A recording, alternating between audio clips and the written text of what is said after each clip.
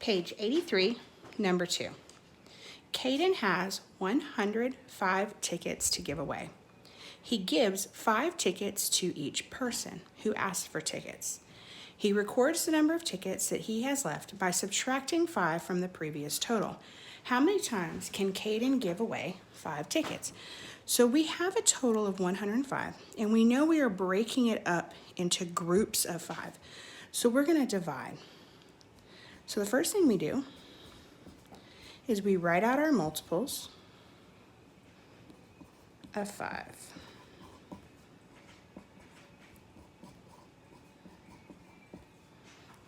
Up to the 9th one.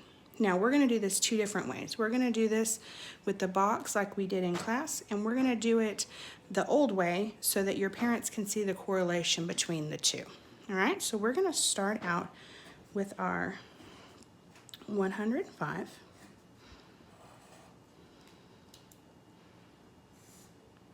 being divided by 5. So we start here, and our 1 is smaller than our 5, so we know that this is a 0. So 0 times 5 is 0, and we subtract to get that 1.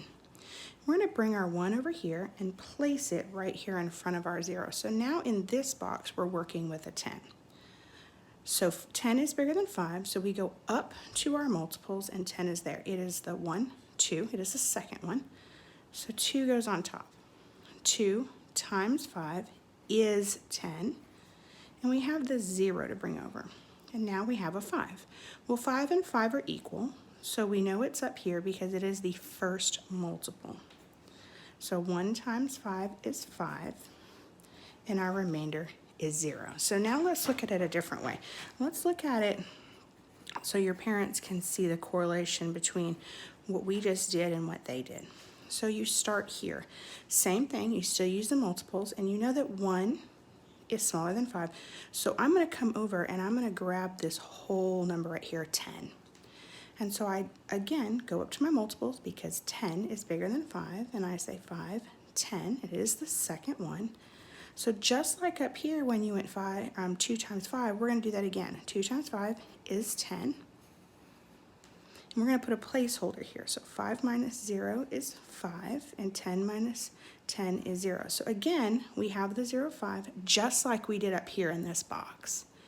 So now we know 5 is equal to 5, so it is the first multiple.